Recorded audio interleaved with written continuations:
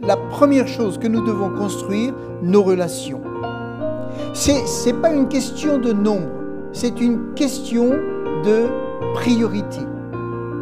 Notre caractère va déterminer nos relations.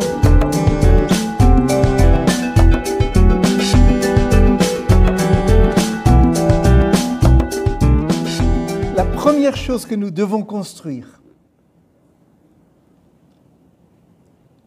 par la prière, ce sont nos relations. Et ça, c'est très important. Parce qu'on va avoir le but de construire l'Église, mais la construction de l'Église, elle doit se faire déjà par la construction de nos relations. Il peut y avoir beaucoup de monde dans une Église, et c'est une bénédiction, mais si les relations sont très mauvaises, alors même s'il y a beaucoup de monde, ça finira pas bien. Il peut y avoir peu de gens dans une église et que les relations soient excellentes. Et il peut y avoir aussi peu de gens et que les relations soient exécrables. C'est pas une question de nombre, c'est une question de priorité. Et je crois que la première chose que nous devons construire, nos relations. Nous sommes, vous savez, nous sommes au début fin de cette année et le Seigneur veut vraiment bénir et je crois que le Seigneur veut bénir nous cette année 2021. Et je crois qu'il y a peut-être quelque chose qui n'a pas été bien fait, c'est de mettre la prière en premier. Mettre la prière en premier. Et il est dit dans Jean, chapitre 14, verset 13, je le lis rapidement. En vérité, je vous le dis, celui qui croit en moi fera aussi les œuvres que je fais.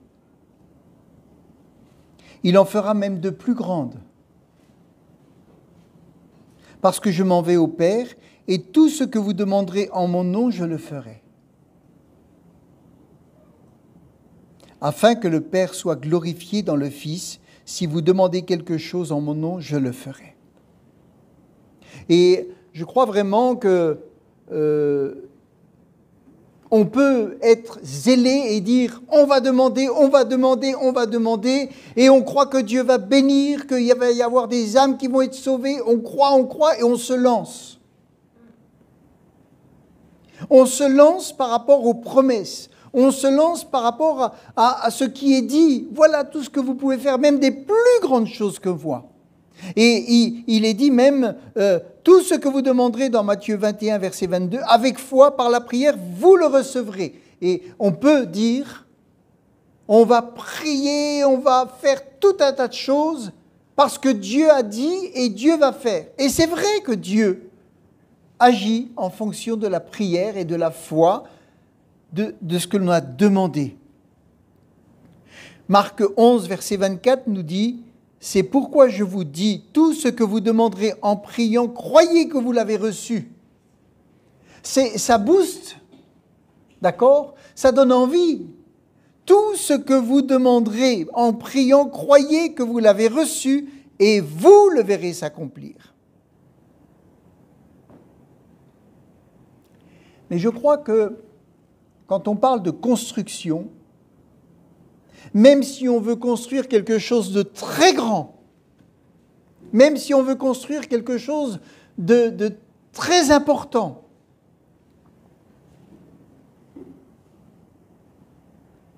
il est important de commencer par prier pour la relation. Et je dirais prier pour notre relation avec qui ? Avec nous-mêmes.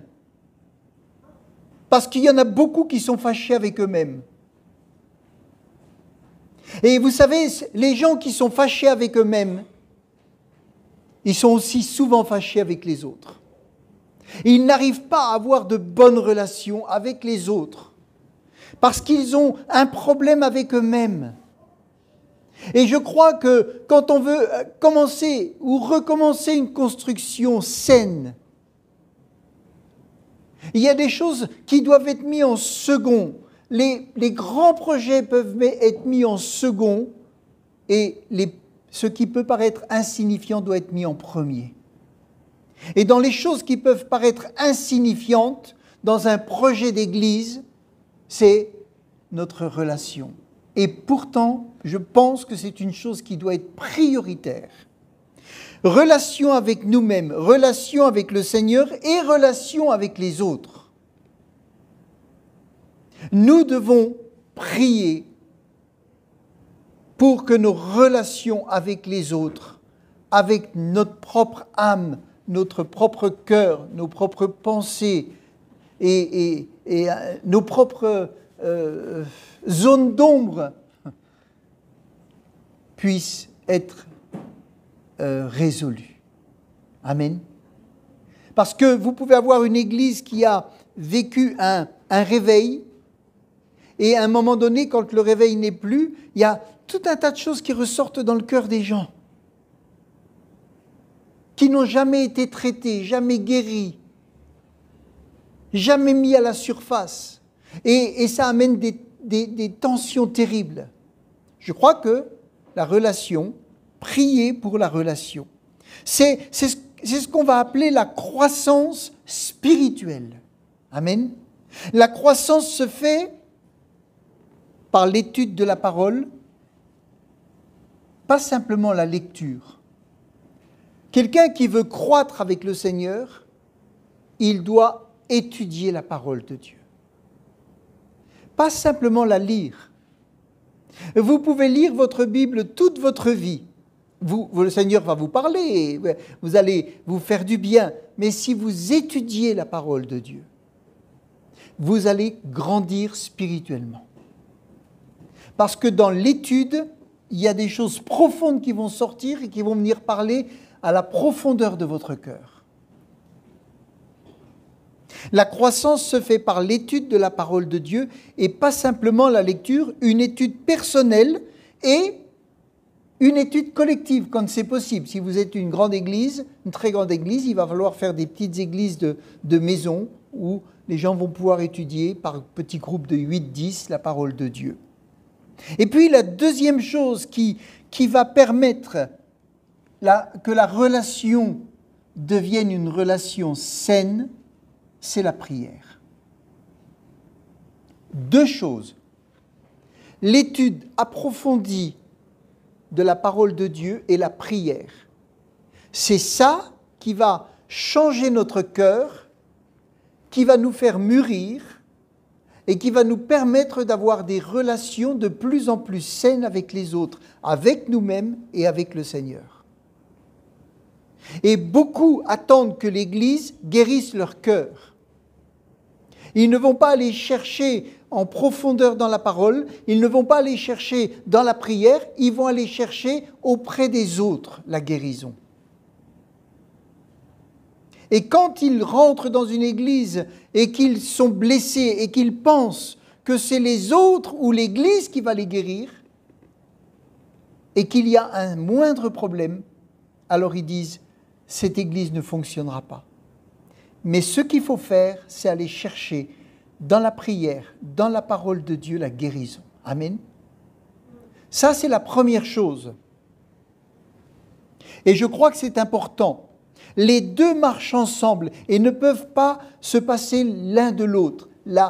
L'étude de la parole et la prière sont indissociables.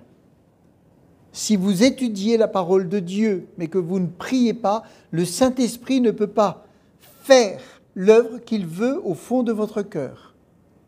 Parce que la prière va permettre au Saint-Esprit d'agir. Ça, quand vous priez, c'est comme si vous donnez les clés au Saint-Esprit de votre cœur et vous lui dites « Maintenant, j'ai lu et maintenant je prie pour que tu puisses faire le travail qui est le tien, qui va me convaincre. » Amen.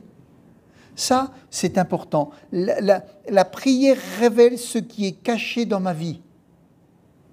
Les situations les plus profondes, les péchés les plus cachés sont mis à la lumière. Nous pouvons découvrir des racines de péchés qui sont insoupçonnées. Il y a des situations dans notre cœur qui nous sont inconnues. Mais quand on lit d'une façon approfondie la parole et qu'on prie, le Saint-Esprit révèle des situations qui sont au fond de nous et qui ont besoin de changer. Amen.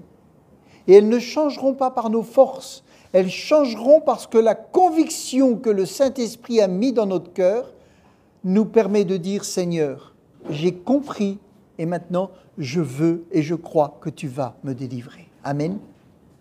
Et les frères et sœurs qui vont vous voir arriver à la réunion avec un cœur heureux parce que vous avez trouvé une réponse à une souffrance intérieure vont se réjouir avec vous. Amen. Ça c'est important. La prière et la lecture donnent la sagesse nécessaire pour discerner la pensée et le chemin du Seigneur.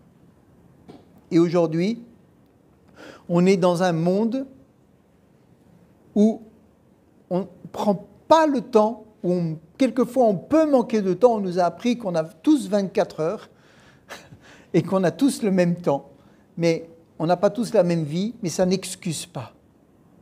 Si vraiment, je le pense, si vraiment nous prenons du temps pour lire, étudier et prier,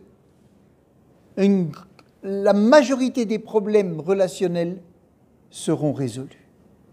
Amen. En tout cas, tout ce qui dépend de vous sera résolu, parce que le Seigneur va vous équiper, va vous fortifier, il va vous faire mûrir, et vous pourrez supporter la difficulté qui vient en face de vous, parce que vous aurez une maturité. Amen. Ça nous amène à être transformés à son image. La construction commence, déjà, on a dit, par la prière pour ne pas faire par nos propres dons et nos propres forces, mais ensuite les relations, la relation avec nous-mêmes, la relation avec le Seigneur et avec les autres. Et ce temps est souvent réduit au minimum, je le disais, absent au profit de multiples activités humaines ou de multiples activités pour l'œuvre. Il est plus facile de se rendre utile pour l'œuvre en mettant un couvercle sur ce qui ne va pas au fond de nous que de prendre du temps avec le Seigneur pour résoudre ces problèmes-là. Amen. Et je crois qu'il faut que chacun puisse connaître son cœur pour pouvoir travailler le mieux possible dans une église. Il faut savoir qu'après la fondation, le caractère est ce qui va déterminer nos relations. Notre caractère va déterminer nos relations. Amen. Si nous avons un caractère difficile, même en étant fondé sur Jésus-Christ, même en ayant la foi et la doctrine des apôtres, même si on a tout ça, qu'on a un caractère difficile, qu'on ne veut pas traiter ces problèmes de caractère, et qu'on rentre dans la construction de l'Église, un jour ou l'autre, notre caractère fera exploser quelque chose. Et la construction sera ralentie. Elle peut être arrêtée. Ce n'est pas le but du Seigneur. Le but du Seigneur, c'est que la construction se fasse. S'il y a des obstacles, ils doivent venir de dehors, pas de dedans. Ils doivent venir de Satan, ils ne doivent pas venir de l'intérieur. Amen. Parce qu'à l'intérieur, Dieu donne le moyen que nous tous, nous puissions grandir spirituellement pour pouvoir travailler ensemble. Le caractère va déterminer nos relations. Ça peut être la paix ou la guerre, la joie ou la frustration, l'unité ou la désunion, l'unité ou la division. Et c'est pour ça que c'est une priorité. C'est une première chose à voir pour construire.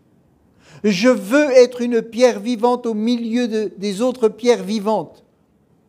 Et le Seigneur fait de nous des pierres vivantes par sa grâce. Mais nous devons aller vers le Seigneur pour qu'il nous taille.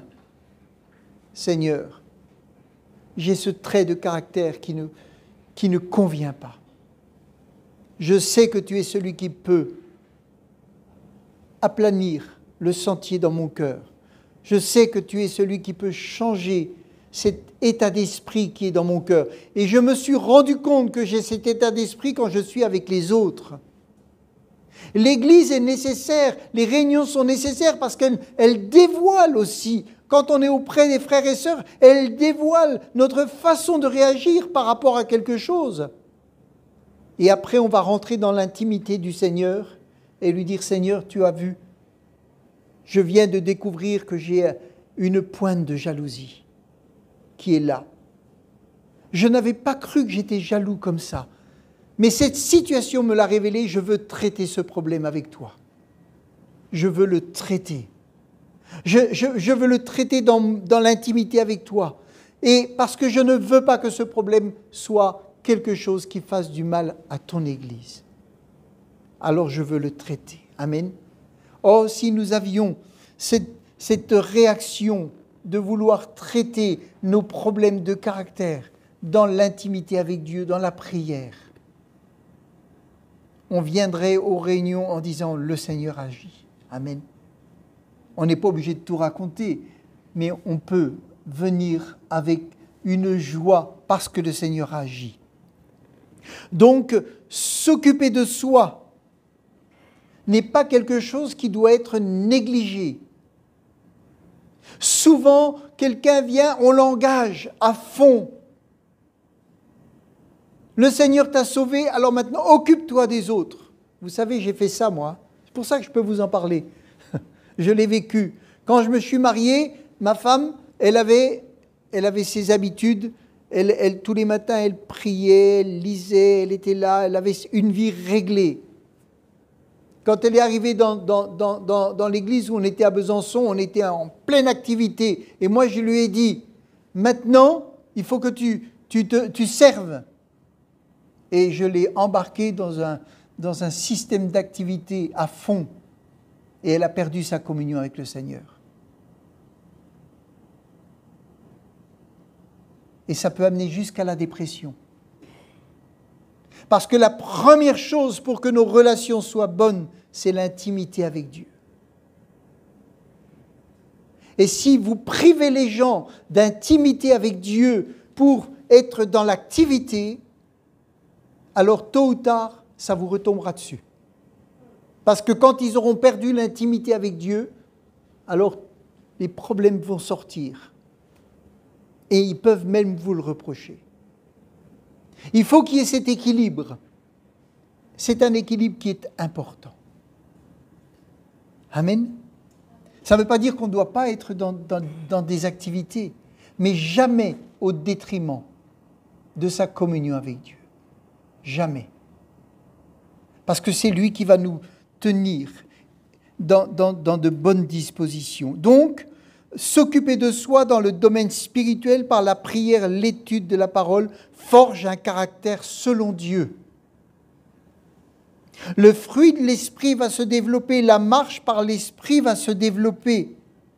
Nous avons tous besoin de travailler notre caractère à la lumière de la parole de Dieu. Parce que nous sommes appelés à construire l'Église ensemble, à avancer dans la volonté du Seigneur. Amen.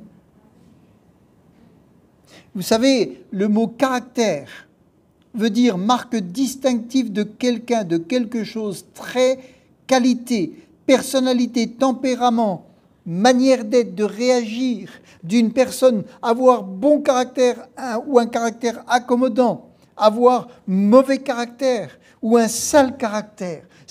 C'est une personne. Mais le Seigneur est là pour nous donner un caractère qui soit un caractère doux. Amen. Un caractère qui ressemble à celui du Seigneur. Et nous avons un défi, vous savez. La Bible nous dit dans 1 Pierre 2, verset 18,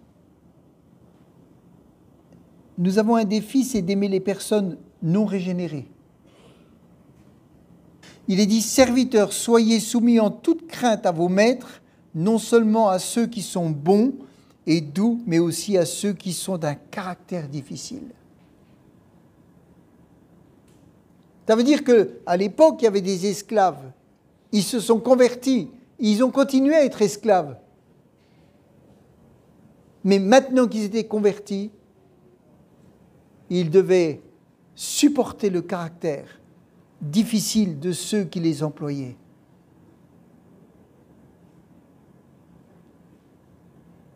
Et nous avons quelquefois besoin que notre caractère soit travaillé, transformé. Amen. Et la définition de caractère dans la Bible, c'est caractère difficile, là c'était tortueux, pervers, corrompu, tordu, recourbé. Et nous avons un autre défi, c'est d'affronter, d'aimer les personnes en cours de transformation. Je veux dire des personnes non guéries, blessées. Souvent, je le disais tout à l'heure, les personnes très blessées par la vie attendent de l'Église tellement que quand ils n'ont pas ce qu'ils attendent, ils accusent. Et les personnes blessées accusent parce qu'elles ont mal.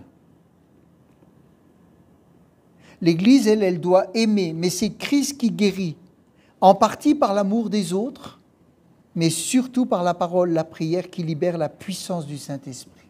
Amen. Qui va nous guérir.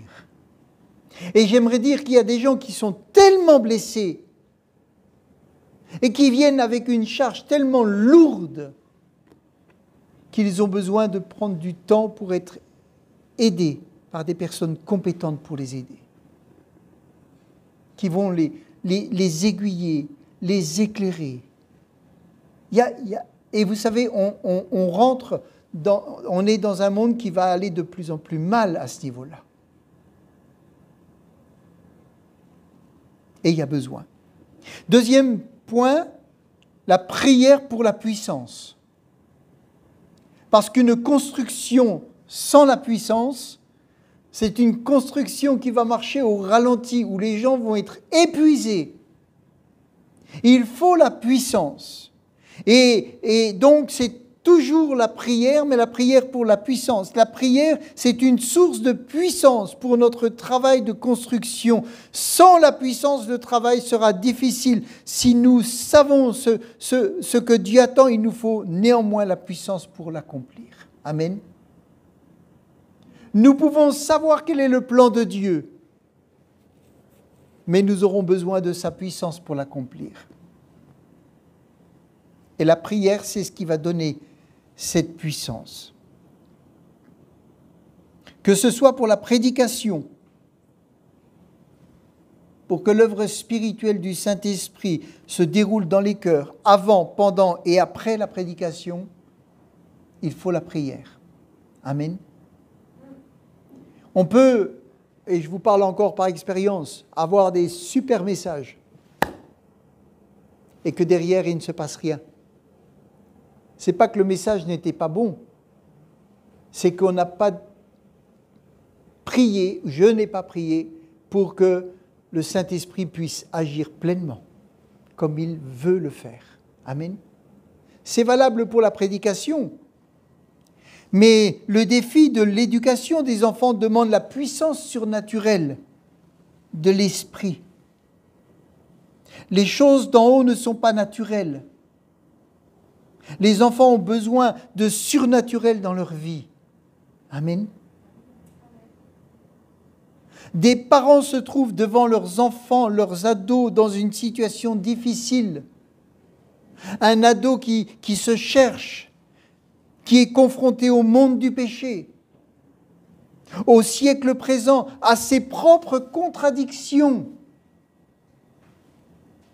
à ses propres péchés. Il va être confronté à ses sens, aux attirances. Vous savez, ce n'est pas parce que vous êtes parent chrétien que systématiquement votre enfant va devenir chrétien. Même s'il y a une promesse, tu seras sauvé toi et ta famille. Il y a besoin de la prière pour délivrer le Saint-Esprit pour qu'il fasse son œuvre. Quand je dis délivrer, ce n'est pas le mot, je n'ai pas le bon mot. Mais vous allez vous trouver devant des situations, ce ne sont pas les paroles qui vont résoudre le problème. C'est trop lourd, c'est trop complexe, ça vous dépasse. Mais la prière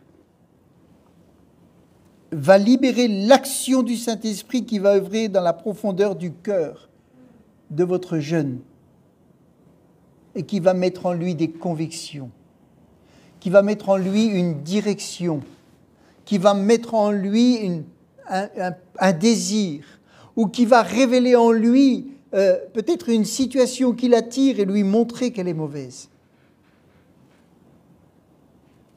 Et ça, c'est important. La prière libère l'action du Saint-Esprit qui va œuvrer. Amen. Amen. Et j'aimerais dire que la prière ne doit pas devenir une performance. Il faut savoir que la prière libère l'action du Saint-Esprit. Mais ce n'est pas parce qu'on peut faire de la prière une performance personnelle. Ah ben moi je prie tant, ah ben moi je prie tant, ah ben moi je passe tant.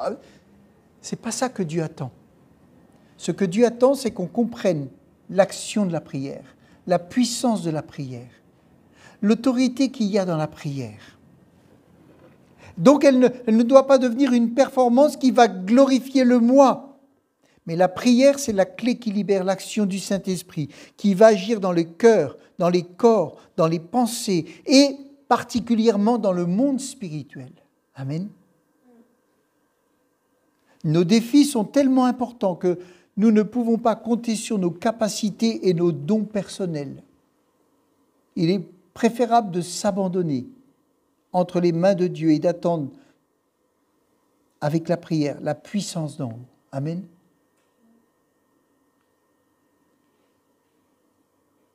Romains chapitre 15, verset 30, il est dit, je vous le lis rapidement, Romains 15, verset 30 dans la version seconde, « Je vous en supplie, frères et sœurs, par notre Seigneur Jésus-Christ et par l'amour de l'Esprit, combattez avec moi en adressant à Dieu des prières en ma faveur. » C'était ce qu'il demandait. Ça veut dire qu'il avait besoin de la prière. Dans Colossiens, un autre passage, chapitre 4, verset 3, il est dit, « Lorsque vous priez, intercédez en même temps pour nous afin que Dieu nous donne des occasions d'annoncer la parole. » Que Dieu nous donne des occasions. On peut avoir des occasions, on en a. Mais priez que Dieu nous donne des occasions. Amen. Parce que l'ennemi va empêcher peut-être. Mais la prière va ouvrir une porte. Le Saint-Esprit va agir parce qu'il y a eu une prière qui a été faite et une personne va pouvoir entendre. De proclamer le secret de son plan qui concerne le Christ. C'est à cause de ce message que je suis en prison. Dans un autre passage, il est dit, dans 2 Thessaloniciens 3, verset 1, il est dit, « Finalement, frères, priez pour nous afin que la parole du Seigneur se répande rapidement. » Ils avaient beau être des hommes, peut-être des femmes performants, entiers, capables. S'il n'y a pas la prière pour que l'action du Saint-Esprit se fasse, ça n'ira pas au rythme du Seigneur.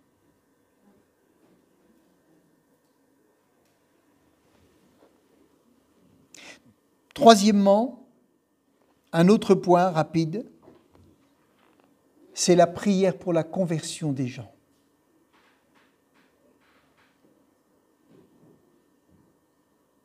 Le plus beau de tous les miracles,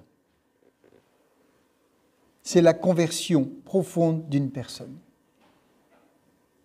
Avons-nous vu des conversions cette année? Des conversions profondes dans des cœurs, des changements vraiment. Ça, c'est ce que Dieu veut, des gens qui se convertissent. Amen. C'est quelque chose de si puissant que ça ne peut pas venir de l'homme. Et je ne parle pas d'adopter une religion, d'adopter une nouvelle idéologie.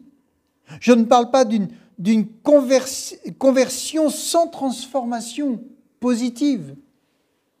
Je ne parle pas d'une conversion sans Christ, sans fondement, sans repentance. Je parle d'une conversion en Christ. Amen. C'est le plus beau de tous les miracles.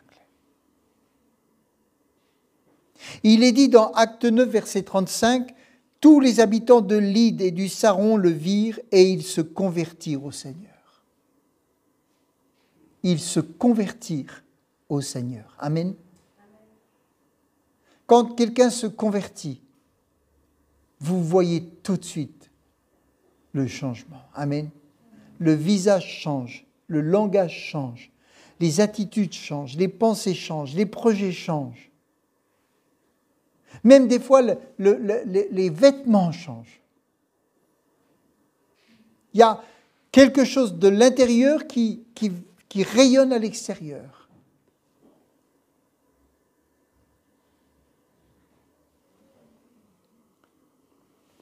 Si on lit, je ne vais pas tout lire le passage parce que je n'ai pas regardé à quelle heure j'ai commencé.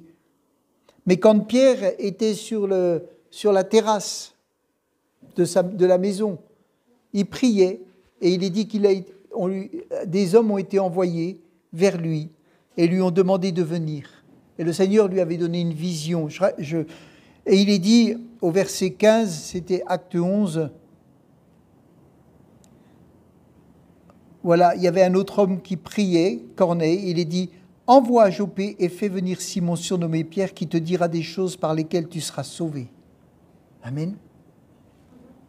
Toi et toute ta famille. Lorsque je me fus mis à parler, le Saint-Esprit descendit sur eux. Qu'est-ce qu'il faisait avant? Il priait. Il a été appelé, il est arrivé, il s'est mis à parler et le Saint-Esprit, il est dit, le Saint-Esprit descendit sur eux. Comme sur nous au commencement, etc., etc. Donc, si nous voulons que cette année 2022 soit une année de construction bénie, il faut commencer par ça. Amen. On a peut-être voulu construire ci et ça, mais on a tellement passé de temps à traiter le premier point qui est le caractère que la construction ne peut pas se faire. Alors il faut prier. Il faut prier. Il est dit un peu plus loin, la main du Seigneur était avec eux et un grand nombre de personnes crurent et se convertirent au Seigneur. Alléluia. La main du Seigneur était avec eux. Voulons-nous que l'année 2022, la main du Seigneur soit là? Amen. Alléluia. Et puis un dernier point, mais je ne sais pas si je l'ai... À quelle heure j'ai commencé? Alors il est très rapide. La prière pour la protection de l'Église. Amen. Parce que je ne sais pas si je ferai ça la semaine prochaine. La prière pour la protection de l'Église. Je vous le lis dans Éphésiens 6, verset 18. Il est dit « Faites en tout temps par l'Esprit toutes sortes de prières et de supplications. Veillez à cela avec une entière persévérance. Priez pour tous les saints. » Dans une autre version, il est dit « Demeurez en communion avec l'Esprit. » C'est peut-être parole vivante. Éphésiens 6, 18. Car l'efficacité de ces armes dépend d'une intercession qui ne se relâche point. Restez donc alertes et vigilants, attentifs aux occasions favorables, remplis de l'esprit, plaidant avec une insistance infatigable pour tous ceux qu'il vous aura mis à cœur. Occupez vos oreilles à crier à Dieu, vos veilles, pas vos oreilles, vos veilles à crier à Dieu, à intercéder pour ses serviteurs, etc. Je ne vais pas lire tout, mais pour conclure, on va lire ce dernier verset, c'était donc Éphésiens chapitre 6, au verset 10, dans Parole vivante, je crois. Verset 10. Voilà, c'est bien, merci. Pour conclure, et ce sera notre conclusion, devenez des chrétiens forts. Amen. Devenez, ça veut dire qu'on ne l'est pas. Ou que c'est pas, on n'est pas fort. Hein. On ne naît pas fort et on n'est pas fort. Mais on peut le devenir. Devenez des chrétiens forts, non par vous-même. Non par vous-même. Et c'est pour ça que la prière, pour libérer l'action du Saint-Esprit, afin d'être forts, pas par nous-mêmes, mais par la puissance de Dieu. Mais en puisant vos forces dans les ressources infinies de la puissance du Seigneur. C'est dans la communion avec lui que vous trouverez votre énergie. Amen. Couvrez-vous entièrement de l'armure complète que Dieu vous offre, afin de pouvoir tenir ferme contre toutes les ruses de guerre du diable. Couvrez-vous entièrement de l'armure. Car ce n'est pas seulement de notre combat à nous qu'il s'agit. Nous n'avons pas à lutter uniquement contre notre nature terrestre, mais ça en fait partie. Et voyez-vous, si on passe du temps à lutter contre notre nature terrestre et qu'on ne fait que ça, c'est qu'il y a un souci. C'est pour ça qu'il faut quand même régler les problèmes de caractère, qu'il faut régler les problèmes de base. Car ce n'est pas seulement de notre combat à nous qu'il s'agit. Nous n'avons pas lutté uniquement contre ni contre de simples ennemis mortels, mais contre les puissances occultes, contre une organisation spirituelle satanique, contre les dictateurs invisibles qui, dans les ténèbres, veulent contrôler et régir notre monde, contre la légion des esprits démoniaques dans les sphères surnaturelles, véritables agents du quartier général du mal. Vous imaginez construire une œuvre sans prière? C'est même avec tous les talents, tous les dons, même avec des hommes, des femmes qui ont du charisme, vous êtes vaincus d'avance. Voilà pourquoi il vous faut endosser toute l'armure divine afin de pouvoir tenir bon au mauvais jour et faire usage de tout l'équipement que Dieu vous offre et faire tout ce qui vous est possible. Si vous voulez repousser les attaques. Amen. Remporter la victoire sur les ennemis et rester maître de la place.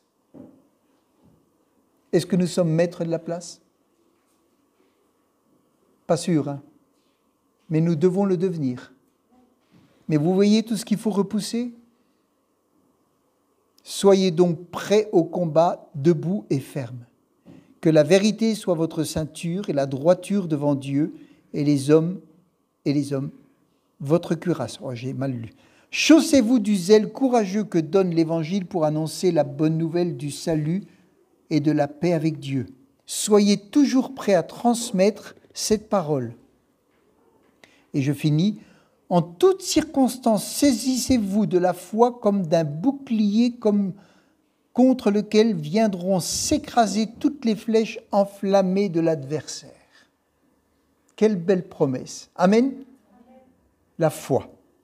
Prenez le casque du salut ainsi que l'épée de l'esprit, c'est-à-dire la parole et les promesses de Dieu, demeurez en communion avec l'Esprit par une prière persévérante, car l'efficacité de ces armes dépend d'une intercession qui ne se relâche point.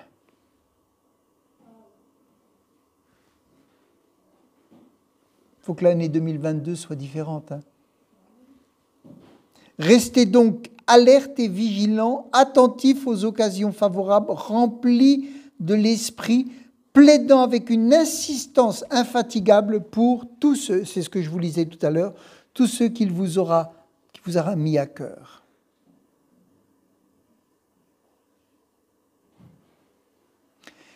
Voilà, dernier verset. Pensez aussi à moi et demandez à Dieu qu'il m'accorde la liberté et le courage d'annoncer l'Évangile avec hardiesse et à propos, qu'en exposant les secrets que révèle l'Évangile, je trouve les paroles justes et les mots qui portent. Amen. Voilà tout un programme. Et je crois que c'est faisable. Amen. Mais quel défi! Prendre la place et la garder à la place du monde spirituel, satanique, que ce soit dans l'Église et à l'extérieur. Vous imaginez? Alors, vraiment, que le Seigneur nous aide. Amen. Que le Seigneur nous aide. Mais c'est faisable. Alléluia. C'est faisable. D'autres l'ont fait et c'est faisable. Merci Éternel. Merci Éternel.